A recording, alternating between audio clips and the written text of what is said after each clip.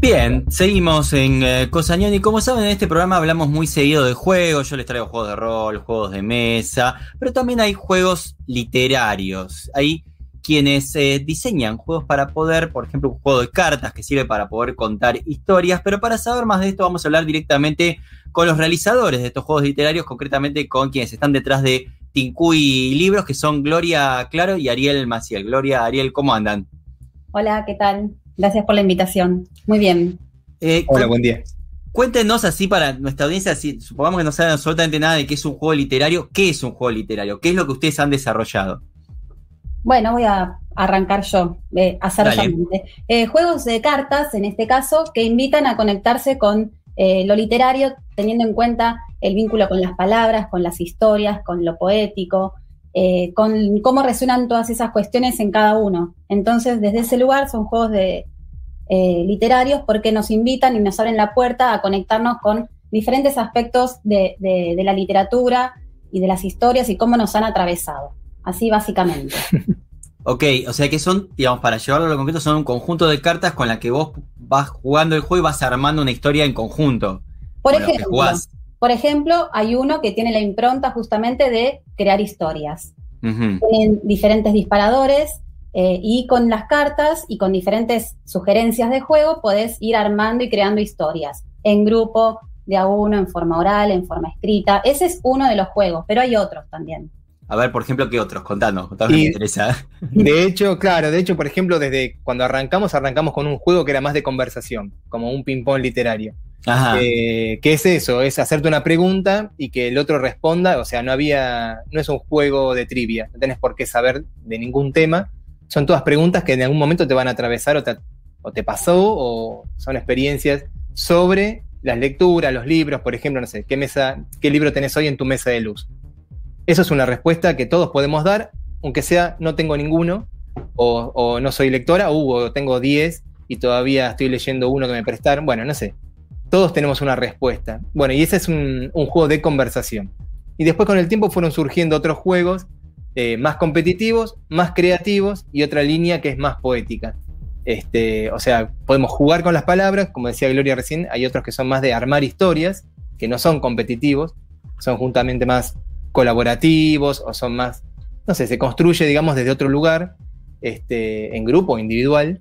Y bueno, y ahí fueron surgiendo diferentes formas. Apelamos mucho a eso, a conversar, al encuentro, a jugar, a sentarnos a jugar. Como todo juego de mesa, como todo juego de cartas, ¿no? Hola chicos, Alejo acá. Les hago una consulta. ¿Estos juegos están pensados para chicos, para grandes, para todes? Ahí está, vos lo dijiste, para chicos, para grandes y para todos. Sí. Así, porque incluso la complejidad la van poniendo quienes juegan.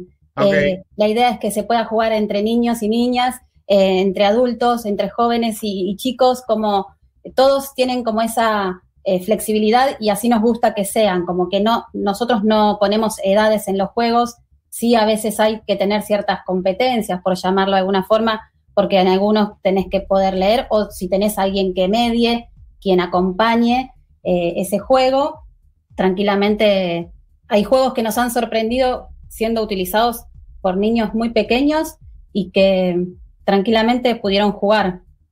Por ejemplo, con los oráculos poéticos, que nosotros quizás lo pensamos para más jóvenes o adolescentes en adelante y nada.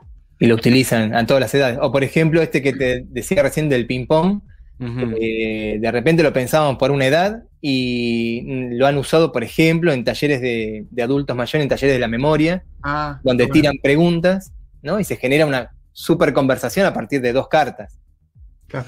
Y entonces, ¿no? Hay unos que son más para hablar y armar como un cuento, y hay otros que sí son más para competir. Sí. Sí, por ejemplo, no sé, está el palabrerío o el vocablos, que son como más juegos de previa, ponele, si le querés poner casi como una etiqueta. Sí. Con una cerveza en la mano, digamos. Claro. ¿Previa de qué sería, no? Sí, claro. Es complicado, pero está bien. Sí. A uno le pone su previa a lo que claro. La previa del Zoom. Claro. También puede ser un recreo, ¿viste? La previa a entrar a la última hora. Claro. Bueno, nada, pero porque es más competitivo, porque es un juego rápido y que todos se pueden reír y conversar y encontrarse. Y hay otra línea que es más creativa, que es, por ejemplo, no sé, el bretón o los contame, que ahí tenés que, digamos, jugar de otra manera, ¿no? Porque ahí se interactúan otras cosas, se juntan las palabras, las historias, también traes un poco de tu recorrido lector al juego. Bueno, se va activando desde otro lugar.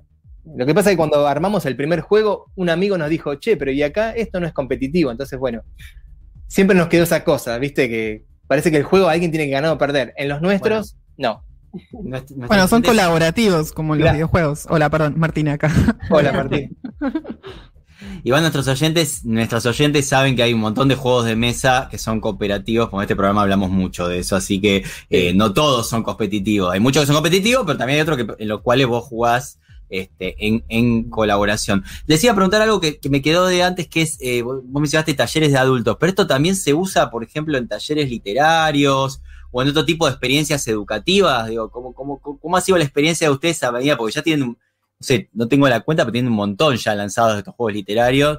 Y digo, me imagino que ya tienen un camino recorrido, ¿no? Donde han visto distintas experiencias, cosas que pasaron que por ahí no se imaginaban. Sí, nosotros venimos del mundo de los libros y de ahí saltamos al mundo de los juegos. Y sí hay como una gran comunidad de docentes, bibliotecarios, talleristas, mediadores de lectura que se han apropiado de los juegos y los comparten en sus espacios. Los llevan a las escuelas, a los talleres, a las bibliotecas, y han tenido como una muy buena bienvenida, pero también han llegado a espacios donde quizás eran más juegotecas y quizás abrieron caminos a la lectura, como la lectura abrió el camino al juego y viceversa. Es como que se dieron ambas cosas en simultáneo. Sí, de alguna manera también buscamos en algún punto, no está esa intención, pero se fue dando, generar como ese puente entre el libro y el juego. Estos juegos están ahí, ¿no? Como hay gente que jugaba y que, no sé, te termina llevando porque el autor o el ilustrador del juego, a ver, seguís investigando y te lleva a los libros de esa persona. Y al revés, ¿no? La gente que leía o que le gustaban más los libros encuentra en estos juegos después otros juegos. Eso, somos como, no sé, me parece a mí, ¿no? Como que llevamos de un lado a otro y nos gusta convidar para ambos lados. Claro, y ahí, por ejemplo, digo, tomando algún caso concreto, tienen uno que toma poemas de Alfonsina Storni. Sí. Entonces, eso por ahí te lleva a querer leer más cosas de ella. No sé si eso les pasó, no les pasó, o qué les pasó con este en particular. Les pregunto por alguno en particular para ir contando por ahí alguna historia a partir de ahí. Sí, ya que estamos contando historias. Sí, bueno, la historia detrás de este juego es que vino de la mano de una poeta argentina que se llama Laura Forchetti, que ella hacía unos talleres con la obra de Alfonsina y nos propuso, conociendo los juegos y nos conocemos previamente, seguir dándole voz a esta poeta que como que en este momento, en este contexto, tiene una voz muy potente. Hace 100 años había sido también medio bastardeada con algunas críticas que ha tenido del entorno cultural. Bueno, Borges y Casas le decían la compadrita, ¿no? Sí, claro. Sí, las chillonerías.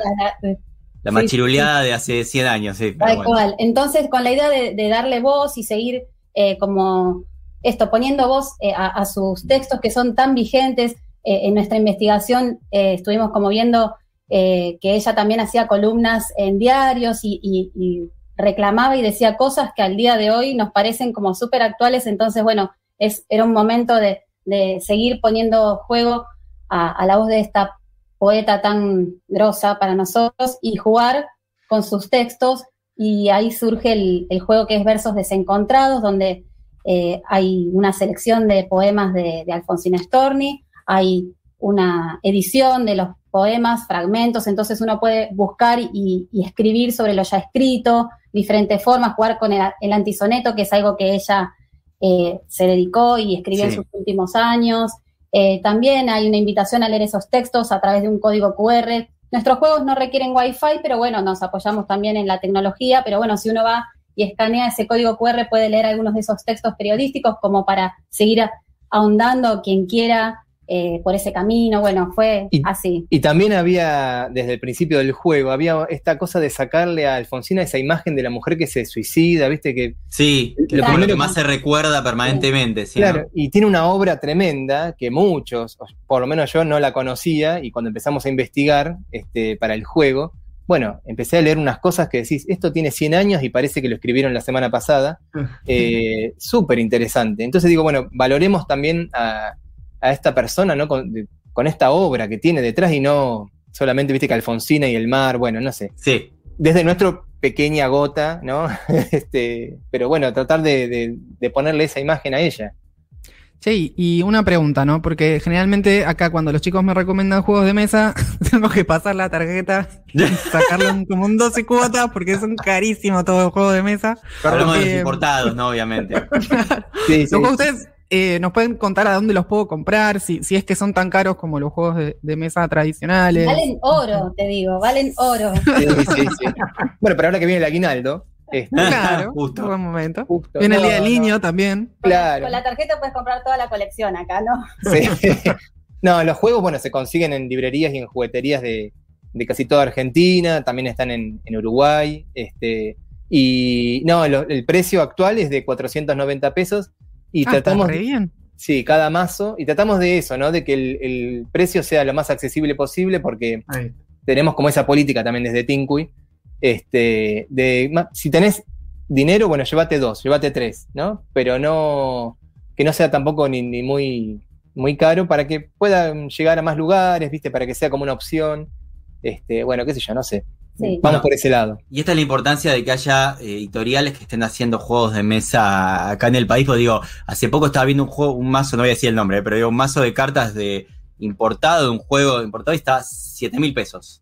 Oh, sí, 7.000 pesos, un mazo de cartas, digamos, el mismo material, el mismo tamaño que el que están haciendo ustedes acá, con otra lógica, no importa, digamos, ¿no? Pero digo, para ver cómo está la cosa, ¿no? Con el que quiera jugar a algo de este tipo acá en la Argentina. Y yendo un poco a esto, también les quería preguntar, ¿no? Alguien que tenga, por ejemplo, una familia con niñas que quiere llegar a las vacaciones de invierno o estar por ahí va a estar otro confinamiento por la Delta, no sé, digamos, vamos a ver qué pasa, y quiere jugar uno de estos juegos, ¿cuál le recomendarían para empezar? O sea, de todo lo que tienen, ¿por cuál se arranca, digamos, si hay uno que se pudiera elegir? Ya sé que es difícil, porque hicieron todos y dicen...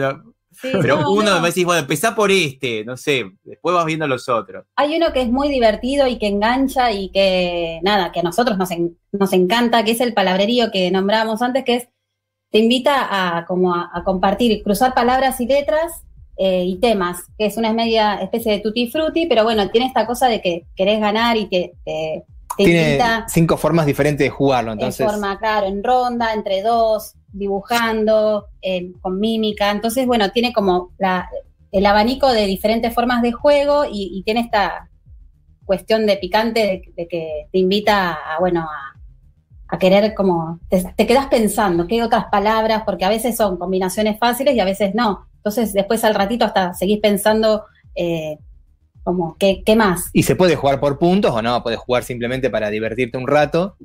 Pero habría que llevar 2, porque habría que poner uno más competitivo y uno más creativo, como para que haya para todos los gustos. Claro. ¿Y vos cuál pondrías? No, yo pondría el Contame. El Contame me parece que está bueno para eso, es para crear y contar historias. Y también, bueno, y el último que sacamos, que podemos aprovechar a decirlo, que se llama Miriorama, que está hecho con ilustraciones de Marion R. Johnson, una ilustradora, bellísima la obra que tiene.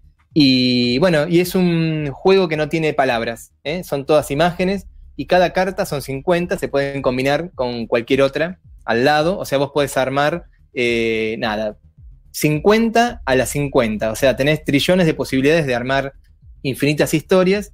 Porque tienen un escenario en común, ¿no? Entonces todas las cartas se combinan entre sí, entonces según donde vos lo ubiques, va armando una historia diferente a cada rato, porque es infinito, justamente. La técnica es de un juego popular del siglo XIX, entonces es un mismo escenario que tiene como una misma línea de horizonte, entonces vos vas armando en función de lo que vos quieras contar.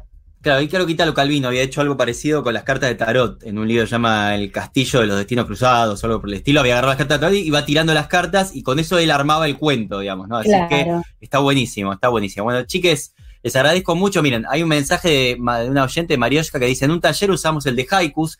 Desde ese día es mi género favorito para escribir poemas cortos. Así que además están acercando géneros literarios, en este caso uno oriental, ¿no? Claro, la poesía japonesa. Así que bueno, muchísimas gracias por este tiempo con Futurock y con Cosa Ñoña. Son Gloria Claro y Ariel Maciel de Tincuy Libros. Muchas gracias y hasta la próxima. Gracias. Gracias Abrazo a ustedes. grande. Gracias, chicos.